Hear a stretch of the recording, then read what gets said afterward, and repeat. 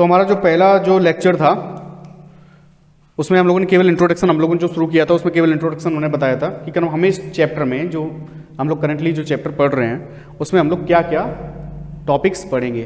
ठीक है, तो हम लोगों ने अब हम लोग ये जो लेक्चर है इसमें हम लोग फर्स्ट चैप्टर का फर्स्ट टॉपिक हम लोग कवर अप करेंगे, यानी कि टोटली कवर अप नहीं करेंगे लेकिन जितने भी पॉइंट्स हैं हम लोग उसको डिवाइड कर लेंगे।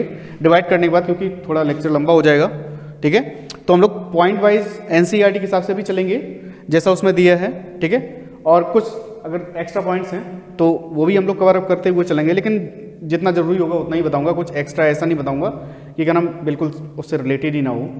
ठीक है, तो जितना आएगा उतना ही बताऊंगा, क्वेश्चन से रिलेटेड बताऊंगा। ठीक है, तो 1.1 व्हाट इज लिविंग, ठीक है, ये टॉपिक है फर्स्ट चैप्टर का फर्स्ट टॉपिक।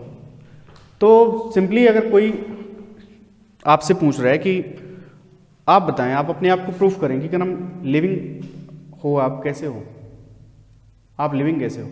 ठीक है, तो आप कुछ पार्टिकुलर कैरेक्टरिस्टिक्स बताएंगे। ठीक है, कि जो ह्यूमंस हैं या मैं हूँ तो मैंने जन्म लिया। ठीक है, तो एक लाइफ साइकिल है, मैंने जन्म लिया, बच्चा था, बड़ा हो गया हूँ, बुढ़ा हो जाऊँगा, यानी कि शादी भी हो जाएगी, उसके बाद बुढ़ा हो जाऊँगा, मर जाऊँगा, बच्चे अच्छे पैदा करूँगा, है ना। तो ये एक डेफिनेट लाइफ साइकिल हो गई। ठीक है, रिप्रोडक्शन तो हमने आपको बताया, बीच में सारी की सारी चीज़ें उसी में आ जाएंगी। रिप्रोडक्शन, कोई भी ह्यूमन है, रिप्रोडक्शन यानी कि मैं अगर हूँ, अगर कोई आपसे ही पूछ रहा है तो आप बताएंगे कि हाँ मेरी शादी होगी, बच्चे पैदा करेंगे, है ना, तो वो रिप्रोडक्शन हो गया। ठीक है, हम बड़े भी हो रहे हैं, जितने यानी कि अब जितना साइज़ का मैं पैदा हुआ था उतना ही साइज़ का ज़िंदगी भर नहीं रहूँगा, है ना, तो मैं ग्रोथ भी कर रहा हूँ। ठीक है, ग्रोथ भी हो गया। ठीक है, कोई मेरे को एक झाड़ मार रहा है तो हम तौल के हम उसको भी रख दे रहे हैं, है ना, तो ये कॉन्शसनेस जो है ना, ठीक है, तो ये भी हो गया उसमें। ठीक है, बाद बाकी होम्योस्टेसिस है, यानी कि हम कह रहे हैं कि क्या नाम जो एक्सटर्नल एनवायरनमेंट है उसके अकॉर्डिंग हमने अपने आप को ढाल रहे हैं, तो ये होम्योस्टेसिस में आ जाता है। ठीक है, बाद बाकी फिर और भी कैरेक्टरिस्टिक्स हैं जो एनसीईआरटी में है वो तो हम लोग पढ़ेंगे ही, बाद बाकी कुछ हम लोग एक्स्ट्रा पढ़ेंगे।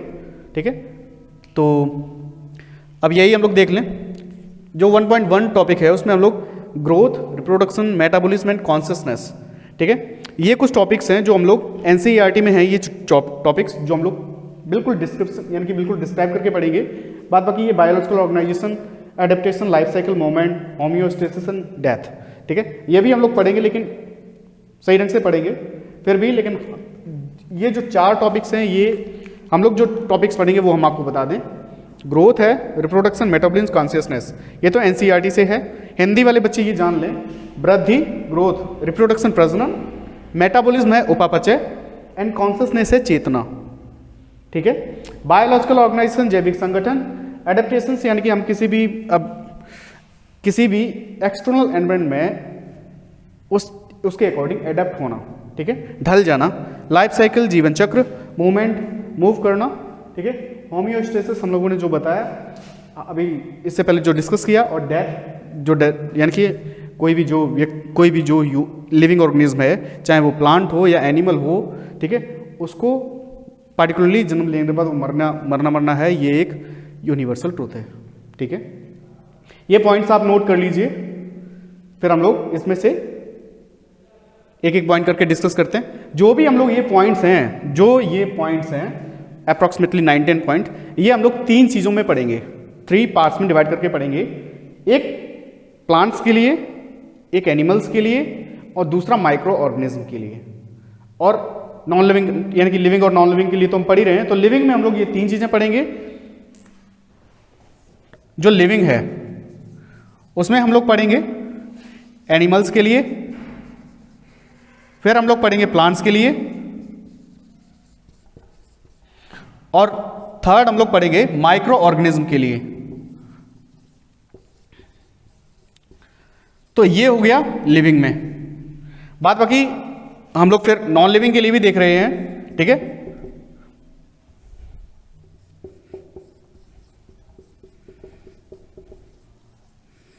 तो नॉन लिविंग और लिविंग के बीच में हम लोग पॉइंट डिस्कस कर रहे हैं। ठीक है, लेकिन बाद बाकी फिर जो लिविंग है, लिविंग में फिर हम लोग एनिमल्स, प्लांट्स और माइक्रो ऑर्गेनिज्म, ठीक है, इसके भी इसके बारे इसमें भी ये तीनों की ये जितने भी पॉइंट्स हैं ये सारे के सारे पॉइंट्स हम लोग इन 4 चीज़ों में पढ़ेंगे, ठीक है। तो ये आप पॉइंट नोट डाउन कर लीजिए। अब जो हम लोगों ने टॉपिक देखा था 1.1, उसमें कुछ पॉइंट्स हम लोगों ने देखे थे कि हम लोग क्या क्या चीज़ें पढ़ेंगे। बायोलॉजिकल ऑर्गेनाइजेशन है, ग्रोथ है, रिप्रोडक्शन है, ठीक है। उसके बाद कॉन्शसनेस, मेटाबॉलिज्म वगैरह ये सब चीज़ें हम लोग पढ़ा था। पॉइंट या टॉपिक वाइज हम लोग उसको देखेंगे। जो भी ये जो बायोलॉजिकल ऑर्गेनाइजेशन है जो मैं टॉपिक अभी देख रहा हूँ, ठीक है, ये हम लोग बायोमोलिक्यूल में दोबारा इसको पढ़ेंगे एक्सप्लेन करके। अभी हम सिर्फ आपको बता रहे हैं कि क्या नाम जो बायोलॉजिकल ऑर्गेनाइजेशन है, जो लिविंग बींग्स हैं या नॉन लिविंग हैं, वो छोटे छोटे एटम्स से मिलकर मॉलिक्यूल वगैरह ये सब चीज़ें ऑर्गेनाइज करके एक लिविंग स्ट्रक्चर या नॉन लिविंग स्ट्रक्चर बनाता है, ठीक है।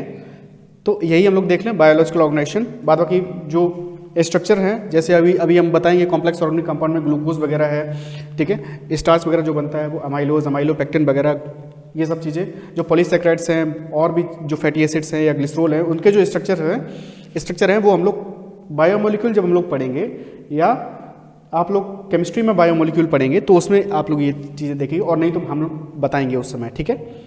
तो बायोलॉजिकल ऑर्गेनाइजेशन, तो biological organization related to living beings, ठीक है, ये और ऑर्गेनाइजेशन होता है संगठन, ठीक है।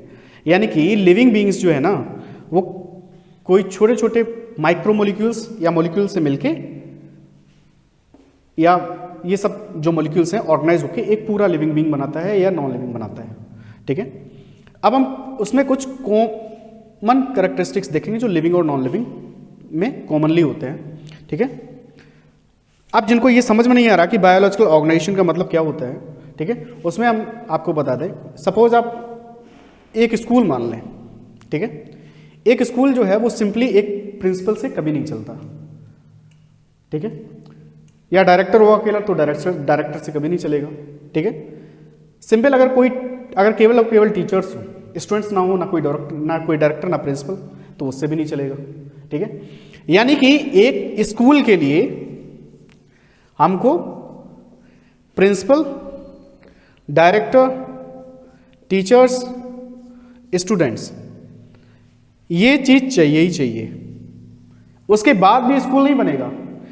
पढ़ने के लिए क्लासरूम्स चाहिए, ठीक है, बाद बाकी लाइटिंग फैसिलिटी चाहिए, हर चीज चाहिए। हर एक चीज ऑर्गेनाइज मैनर में होनी चाहिए, एक डेफिनेट वे में होगी, तभी वो एक ऑर्गेनाइजेशन बनेगा, ठीक है। इसमें कुछ देख लो, ठीक है। ये सब चीजें एक ऑर्गेनाइज वे में होंगी तब एक स्कूल बनता है, ठीक है। तो लिविंग या नॉन लिविंग जो भी चीज है उसमें जो पार्टिकल्स हैं वो एक डेफिनेट वे में अरेंज अप होके एक पूरा पार्ट लिविंग या नॉन लिविंग बनाते हैं, ठीक है।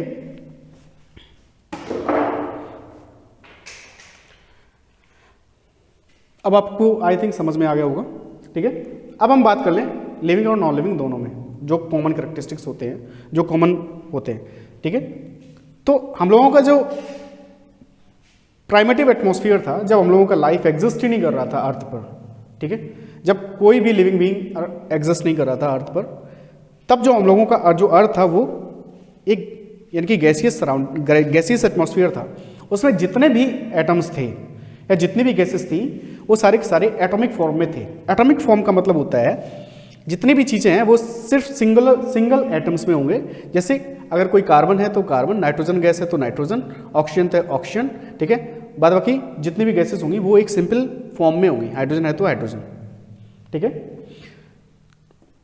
तो जब हम लोगों का लाइफ एग्जिस्ट नहीं कर रहा था तब हमारे पास जो एटमॉस्फेयर था उसमें सारे के सारे फ्री एटम्स थे, ठीक है, फ्रीली गैसेस थी जो एटॉमिक फॉर्म में थी। अब एटॉमिक फॉर्म में जब गैसेस थी उसके बाद थोड़ा बहुत चेंजअप हुआ, चेंजअप होने के बाद एटम्स जो है वो कंबाइन करके मॉलिक्यूल्स में बदले, ठीक है। तो मॉलिक्यूल्स में N2, H2 वगैरह। एटम्स और मॉलिक्यूल्स, एटम्स होता है परमाणु जो हिंदी मीडियम के बच्चे हैं, और मॉलिक्यूल्स होता है अणु। जो अणु है वो एक सेम एटम का भी बनता है, ठीक है, सेम एटम कंबाइन अप होके सपोज N है और N2 है। जो N2 है उसका N ट्रिपल बॉन्ड N होगा, ठीक है। तो ये भी ये मॉलिक्यूल है, अगर डिफरेंट डिफरेंट एटम्स कंबाइन हो रहे हैं तब भी वो मॉलिक्यूल है, लेकिन एक सिंगल अगर एटम है तो वो मॉलिक्यूल नहीं है, वो एक एटम यानी कि एटॉमिक फॉर्म है। ठीक है, तो एटम्स कंबाइन होके मॉलिक्यूल बनाया। अब मॉलिक्यूल जो है वो कंबाइन होके इनऑर्गेनिक कंपाउंड्स बनाए। इनऑर्गेनिक कंपाउंड जो सिंपल इनऑर्गेनिक कंपाउंड्स हैं उनमें क्या, उसमें क्या होगा कि ये जो इनऑर्गेनिक कंपाउंड्स जो पहले मॉलिक्यूल्स बने वो सेम एटम्स के मॉलिक्यूल्स बनेंगे। ठीक है, सेम एटम्स के मॉलिक्यूल्स बनने के बाद जब मॉलिक्यूल्स फर्दर कंबाइन अप होके इनऑर्गेनिक कंपाउंड बनाया तो इसमें एक से ज्यादा मॉलिक्यूल्स कंबाइन अप होके और चीजें बनाया। ठीक है, सल्फेट है, SO4 वगैरह जो भी चीजें हैं वो बनाया। ठीक है, अब इनऑर्गेनिक जो कंपाउंड है उससे सिंपल ऑर्गेनिक कंपाउंड्स बने। सिंपल ऑर्गेनिक कंपाउंड्स में फैटी एसिड्स, ग्लिसरॉल्स वगैरह। ठीक है, जो सिंपल शुगर्स थी जैसे ग्लूकोज है, ठीक है, लैक्टोज मान लो, माल्टोज मान लो। ठीक है, फैटी एसिड्स, ग्लिसरॉल, एल्कोहल्स वगैरह, एल्कोहल्स ले सकते हैं उसको। ठीक है, अब ये सिंपल ऑर्गेनिक कंपाउंड्स फर्दर जब कंबाइन अप हुआ तो कॉम्प्लेक्स ऑर्गेनिक कंपाउंड में बदला। अब ये कॉम्प्लेक्स ऑर्गेनिक कंपाउंड्स में कॉम्प्लेक्स ऑर्गेनिक कंपाउंड में अगर हम मान लें तो जो कॉम्प्लेक्स ऑर्गेनिक कंपाउंड है उसमें जैसे मान लें स्टार्च जो बनता है वो एमाइलोज और अमाइलोपेक्टिन बनके दोनों का मिक्स स्ट्रक्चर होता है, एमाइलोज और अमाइलोपेक्टिन का। ये थोड़ा ज्यादा होता है। ठीक है, तो इसमें भी एमाइलोज जो होता है उसमें 200 से 1000 स्ट्रक्चर होता है ग्लूकोज का। ठीक है, आप सोच लो कि स्टार्च कितना, यानी कि ये एक पॉलीसेक्राइड है, स्टार्च है, कॉम्प्लेक्स ऑर्गेनिक कंपाउंड में ही आता है स्टार्च के अलावा फिर सेल्यूलोज ले लो। ये सारी की सारी चीजें फर्दर क्लासेस में पढ़ेंगे। सेल्यूलोज के बाद ग्लाइकोजन को हम लोग एनिमल स्टार्च भी बोलते हैं। ठीक है, इसका जो स्ट्रक्चर होता है, इन सभी चीजों का जो स्ट्रक्चर होता है उसमें जो मॉलिक्यूल्स होते हैं इसमें भी ग्लूकोज होता है, सेलुलोज में बीटा डी ग्लूकोज होता है, वो भी काफ़ी सारा यानी कि काफ़ी नंबर्स में एडअप होके बनेगा। ग्लाइकोजन को हम लोग एनिमल स्टार्च बोलते हैं, ये हम लोग आगे क्लासेस में पढ़ेंगे, फिर भी अगर यानी कि आप लिख लो। ठीक है, तो ये सब कॉम्प्लेक्स ऑर्गेनिक कंपाउंड होते हैं। ये जो एटम्स मॉलिक्यूल से इनऑर्गेनिक कंपाउंड बना, इनऑर्गेनिक कंपाउंड के बाद ऑर्गेनिक कंपाउंड पे कॉम्प्लेक्स ऑर्गेनिक कंपाउंड, ये जितने स्टेप्स हैं ये लिविंग और नॉन लिविंग दोनों में होगा। ठीक है, इसे आप नोट कर लो।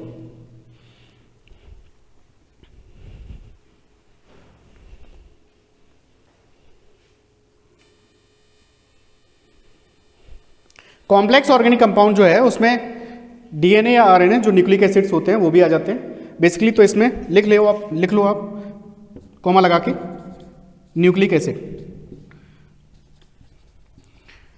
एसिड में डीएनए, जैसे डीएनए है, आरएनए है, तो डीएनए का फुल फॉर्म होता है डी ऑक्सी राइबोन्यूक्लिक एसिड और आरएनए राइबोन्यूक्लिक एसिड।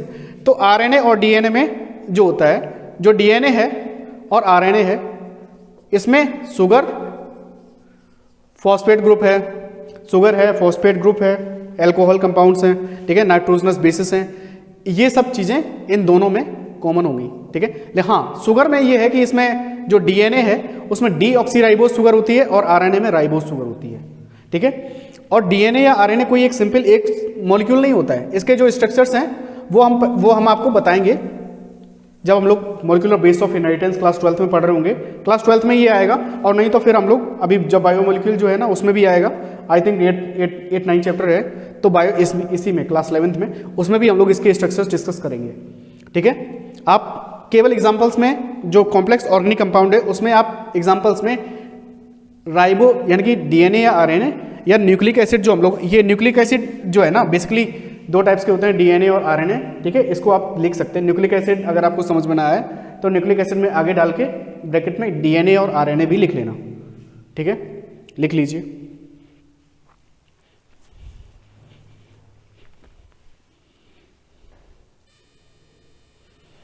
तो अभी हम लोगों ने जो मॉलिक्यूल्स पढ़े, वो जो भी अरेंज होके जो भी चीजें पढ़ी वो हम लोगों ने लिविंग और नॉन लिविंग कॉमनली दोनों में थे। ठीक है, अब हम लोग जो भी कंपाउंड्स पढ़ रहे हैं वो लिविंग ऑर्गेनिज्म में है, ठीक है। केवल लिविंग ऑर्गेनिज्म के लिए अब हम पढ़ेंगे, वो नॉन लिविंग में। तो अगर ये सब चीज़ें किसी भी ऑर्गेनिज्म में है तो हम लोग उसको बोलेंगे लिविंग, ठीक है। बेसिकली लिविंग यहाँ से शुरू होगा, ठीक है, सेल से, और वो जाएगा बायोस्फीयर तक, ठीक है, यहाँ पे। तो लिविंग में अगर हम देखें, ठीक है, लिविंग में हम लोगों ने नॉन लिविंग में देखा था, सबसे लास्ट में था कॉम्प्लेक्स ऑर्गेनिक कंपाउंड। तो कॉम्प्लेक्स ऑर्गेनिक कंपाउंड में शुगर है, प्रोटीन है, उसके बाद पॉलीसेक्राइड्स हैं, पॉलीसेक्राइड्स में स्टार्च, ग्लाइकोजन है, सेल्यूलोज है। हमने अभी स्ट्रक्चर डिस्कस नहीं किया है, इसका मतलब ये बिल्कुल भी नहीं है कि हम आपको बिल्कुल बताएंगे ही नहीं, ठीक है, ऐसा बिल्कुल मत सोचना। क्या है ना कि हम अभी आपको बता दें या हम अभी सारे के सारे आपके साथ डिस्कस करेंगे सेल्यूलोज और स्टार्च, ग्लाइकोजन वगैरह, चाहे वो पॉलीसेक्राइड हो, प्रोटीन्स हो, अमीनो एसिड्स हो, ठीक है, सभी अभी डिस्कस करेंगे तो 2-3 घंटे का लेक्चर लग ही जाएगा। लेकिन क्योंकि फिर भी हमको ये बायोमोलिक्यूल में पढ़ाना ही पढ़ाना है, इसीलिए हम केवल आपको अभी ऊपर से ही पढ़ा रहे हैं, ठीक है। वो हम वहाँ पे डिस्कस जरूर करेंगे, और ये आपके सिलेबस में 2 बार आएगा। एक बार जब हम बायोमोलिक्यूल पढ़ाएंगे तब, और एक बार जब केमिस्ट्री है, केमिस्ट्री में जब क्लास 12 में जो सेकेंड पार्ट है उसमें जो ऑर्गेनिक केमिस्ट्री है उसमें लास्ट से या आई थिंक 5th चैप्टर है, उसमें 5th और 6th चैप्टर है बायोमोलिक्यूल, उसमें भी आप ये चीज़ें बार बार पढ़ेंगे। इसीलिए ये जो एक ओवरव्यू है हम आपको केवल वही चीज़ बता रहे हैं, ठीक है। तो इसका मतलब ये बिल्कुल भी नहीं है कि हम आपको पढ़ाएंगे नहीं, ठीक है। अगर डिस्कस अभी कर देते हैं अगर स्ट्रक्चर वगैरह तो थोड़ा टाइम लगेगा, बाद में हमको डिस्कस करना ही, तो इसमें समय बर्बाद करने में कोई फायदा नहीं है, ठीक है। लिविंग ऑर्गेनिज्म में अगर हम देखें तो जो कॉम्प्लेक्स ऑर्गेनिक कंपाउंड्स थे उसके बाद बना प्रोटोप्लाज्म। कॉम्प्लेक्स ऑर्गेनिक कंपाउंड से बनता है प्रोटोप्लाज्म। अब प्रोटोप्लाज्म अगर हम देखें तो प्रोटोप्लाज्म एक्चुअली होता क्या है, एक सेल के अंदर, जो आपने क्लास 10th में पढ़ा, एक सेल के अंदर जो चीज होती है, तो प्रोटोप्लाज्म एक सेल के अंदर सेल्यूलर फ्लूइड होता है, यानी कि साइटोप्लाज्म, जहां पर सारी की सारी मेटाबॉलिक रिएक्शंस हो रही होंगी, यानी कि हिंदी मीडियम के बच्चों में जो मेटाबॉलिज्म होता है वो उपापचय होता है, ठीक है। तो सारी की सारी जो मेटाबॉलिक रिएक्शंस हो रही होती हैं वो सारी की सारी साइटोप्लाज्म में होती हैं। इसको हम लोग सेल्यूलर फ्लूइड, ठीक है, भी बोलते हैं। सेल के अंदर का जो फ्लूइड है उसको हम लोग बोलते हैं सेल्यूलर फ्लूइड प्लस न्यूक्लियस। ये होता है प्रोटोप्लाज्म, साइटोप्लाज्म और न्यूक्लियस, ठीक है। साइटोप्लाज्म यानी कि वो फ्लूइड सब्सटेंस, वो यानी कि सेल्यूलर फ्लूइड या फ्लूइड सब्सटेंस जिसमें सेल का मेटाबॉलिक रिएक्शन, सेल की जो मेटाबॉलिक रिएक्शंस हो रही होती हैं। फिर मेटाबॉलिक रिएक्शंस में कैटाबॉलिक होता है, एनाबॉलिक होता है, यानी कि एनाबॉलिज्म होता है, यानी कि कोई भी चीज़ बनना। अभी जो नेक्स्ट टॉपिक है ग्रोथ, उसमें हम बताएंगे आपको कैटाबॉलिक मीन्स होता है ब्रेक डाउन करना। तो जो भी एटम्स, जो भी मॉलिक्यूल्स बन रहे होंगे या टूट रहे होंगे वो सारे का सारा साइटोप्लाज्म में ही हो रहा होगा या सेल्यूलर फ्लूइड में हो रहा होगा। तो जो प्रोटोप्लाज्म है वो साइटोप्लाज्म प्लस न्यूक्लियस होता है। अगर हम साइटोप्लाज्म अकेले की बात करेंगे तो हम लोग न्यूक्लियस की बात नहीं करेंगे, क्योंकि साइटोप्लाज्म जो होता है वो केवल सेल्यूलर फ्लूइड होता है, उसमें न्यूक्लियस को हम लोग काउंट नहीं करते हैं। प्रोटोप्लाज्म होता है वो साइटोप्लाज्म प्लस न्यूक्लियस होता है, ये आप नोट डाउन कर लीजिए। काफ़ी सारे बच्चों को ये प्रॉब्लम होती है कि प्रोटोप्लाज्म और साइटोप्लाज्म एक ही होते हैं, ठीक है। तो एक नहीं होते हैं, बिल्कुल भी अलग अलग होते हैं, ठीक है। आप लोग इसको देख लो। तो जो कॉम्प्लेक्स ऑर्गेनिक कंपाउंड थे उनसे बना प्रोटोप्लाज्म। अब प्रोटोप्लाज्म में जो सेल ऑर्गेनेल्स होते हैं उसमें endoplasmic reticulum, smooth endoplasmic reticulum, ये भी सेल में हम लोग पढ़ेंगे। जो cell the unit of life जो चैप्टर है उसमें हम लोग पढ़ेंगे, ठीक है। तो जो सेल के लिए जो चीज़ जरूरी है, ठीक है, चाहे वो सेल मेम्ब्रेन हो, सेल वॉल हो, ये सारी सारी चीज़ें जो बनती हैं वो पहले ही बन चुकी होंगी, ठीक है। उसके बाद जब प्रोटोप्लाज्म जो है, जो सारी सारी चीज़ें बन गई, गोल्गी बॉडीज, वैक्यूल्स, ये सारे की सारी जो हमको सेल में चाहिए होता है, ये सारी की सारी जब बन जाती है प्रोटोप्लाज्म तक, ठीक है। देन प्रोटोप्लाज्म ऑर्गेनाइज होके फिर बनाएगा सेल, ठीक है, सेल। अब यहां से वो चालू होता है लिविंग वाला जो कैरेक्टरिस्टिक्स होता है यहां से, ठीक है। सेल हमने आपको बोला है, हमारा जो टॉपिक है वो है बायोलॉजिकल ऑर्गेनाइजेशन। अब हम एक चीज आप समझ लो कि जो नॉन लिविंग थिंग्स थी या जो नॉन लिविंग थी वो सारे के सारे ऑर्गेनाइज कर रहे थे वो सारे उसमें सारे सारा जो एटम्स था वो ऑर्गेनाइज करके मॉलिक्यूल्स बनाया, मॉलिक्यूल्स ऑर्गेनाइज करके इनऑर्गेनिक कंपाउंड बनाया, inorganic compound simple organic compound, then complex organic compound, complex organic compound protoplasm बनाया, प्रोटोप्लाज्म से बना फिर सेल।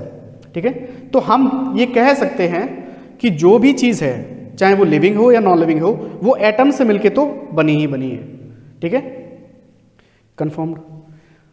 तो एटम से मिलके बनी है, मॉलिक्यूल से मिलके बनी। अब जो भी चीज़ें हैं चाहे हम कहें फिर उसमें कि जो लिविंग है वो हम लोगों का यहाँ से सेल से चालू होता है। अब सेल से चालू होता है यानी कि सेल से पहले जितनी भी चीज़ें थी वो भी लिविंग में आएंगी, वो भी लिविंग में होंगी ही होंगी। हमारा वो टॉपिक था कॉमन कैरेक्टरिस्टिक्स थे जो थे वो लिविंग और नॉन लिविंग दोनों के लिए जो कॉमन थे वो हमने पढ़े थे। यानी कि वो सारे के सारे जो प्रोसेस थे, जो सारे के सारे स्टेप्स थे जो हम लोगों ने पहले पढ़े हैं वो सारे के सारे लिविंग में भी होंगे।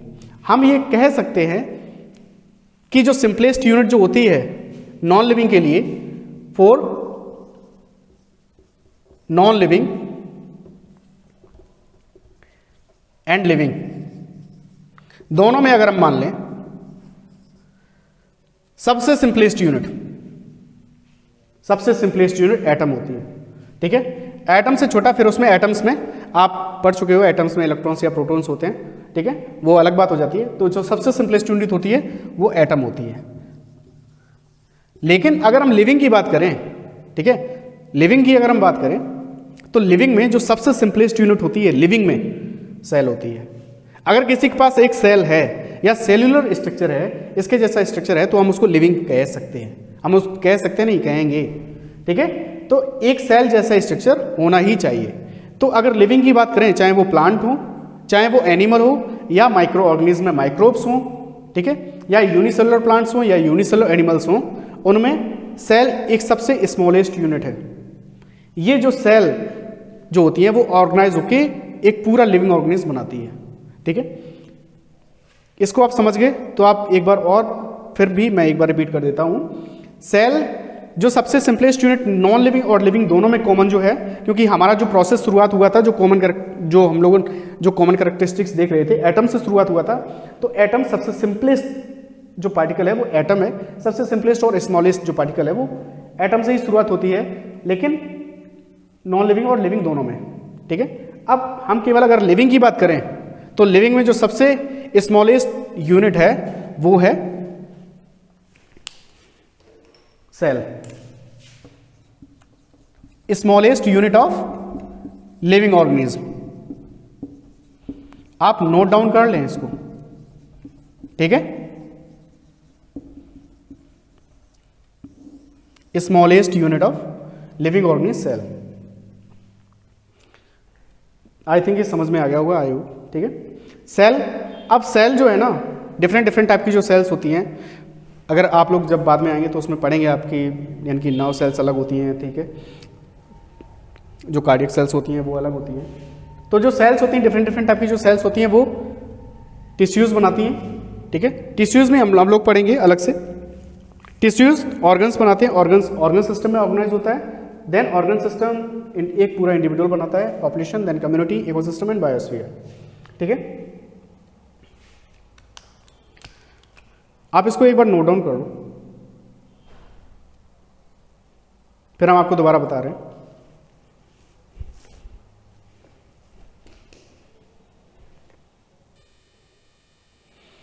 अब अगर मैं सेल की बात करूं तो सेल में सबसे स्मॉलेस्ट यूनिट है लिविंग ऑर्गेनिज्म की। तो सेल की अगर हम बात करें तो आप देखें इसमें सेल में सपोज हम ले लें आरबीसीज है, डब्ल्यूबीसी है। ब्लड की अगर मैं बात करूं तो ब्लड एक कनेक्टेड टिश्यू है। ठीक है, तो जो ब्लड है वो सिंपल ऐसा कोई फ्लूइड नहीं होता है। ठीक है, क्योंकि जो ब्लड है अगर आप जांच करवाने भी जाते हैं, यानी कि टेस्ट करवाने जाते हैं ब्लड टेस्ट का, तो जो सीबीसी होता है उसमें आरबीसी वगैरह, न्यूट्रोफिल, ठीक है, मोनोसाइट, लिम्फोसाइट वगैरह ये सब चीज़ें होती हैं। ठीक है, तो आरबीसी, डब्ल्यूबीसी डिफरेंट टाइप की जो सेल्स हैं वो मिलके बनाता है टिश्यू, यानी कि ब्लड। ठीक है, ब्लड एक कनेक्टिव टिश्यू है। जो सेल्स हैं डिफरेंट टाइप की जो टिश्यूज़ हैं ये हम लोग बात करेंगे फिर आगे, अभी आप केवल इसको देख लें। ठीक है, तो डिफरेंट टाइप की जो सेल्स हैं वो मिलके बना है एक टिश्यू।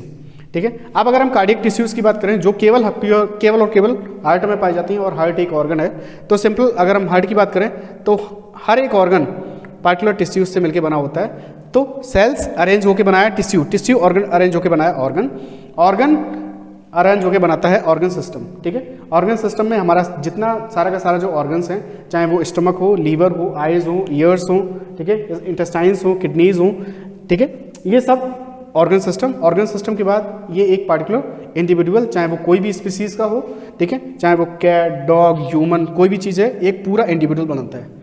ठीक है, इंडिविजुअल में ऑर्गन सिस्टम होगा, ऑर्गन सिस्टम में ऑर्गन्स होंगे, ऑर्गन्स टिश्यूज से मिलकर बने होंगे, टिश्यूज सेल से मिलकर बना होगा, सेल्स प्रोटोप्लाज्म से। ठीक है, फर्दर ये रिपीट करके पीछे चला जाएगा। ठीक है, अब इंडिविजुअल है, एक पार्टिकुलर इंडिविजुअल है, वो पॉपुलेशन बनाता है बहुत, यानी कि एक पार्टिकुलर इंडिविजुअल बहुत सारे इंडिविजुअल्स के साथ, ठीक है, एक यानी कि मिक्स कम्युनिटी अगर होगी, ठीक है, तो इंडिविजुअल कंबाइन होकर पॉपुलेशन बनाता है। अब बहुत सारी डिफरेंट टाइप की जो स्पीसीज हैं, ठीक है, वो कम्युनिटी बनाती हैं। ठीक है, कम्युनिटी के बाद इकोसिस्टम, इकोसिस्टम में बेसिकली इंटरेक्शन होगा। इंटरेक्शन मीन्स यानी कि linkup between living non living, यानी कि living non living animals, plants जो भी है, वो इंटरेक्ट करके सारा का सारा इकोसिस्टम बनाएगा। फिर इकोसिस्टम के बाद जो बायोस्फीयर है, बायोस्फीयर मतलब जो हमारा जो प्लेनेट है, ठीक है, उसमें सभी की सभी प्लांट स्पीसीज, एनिमल स्पीसीज, सारा का सारा बायोस्फीयर में ही आता है। आई होप ये समझ में आ गया होगा बायोलॉजिकल ऑर्गेनाइजेशन आपको। ठीक है, थैंक यू। आप इसको नोट डाउन कर लीजिए एक बार। ठीक है, थैंक्स।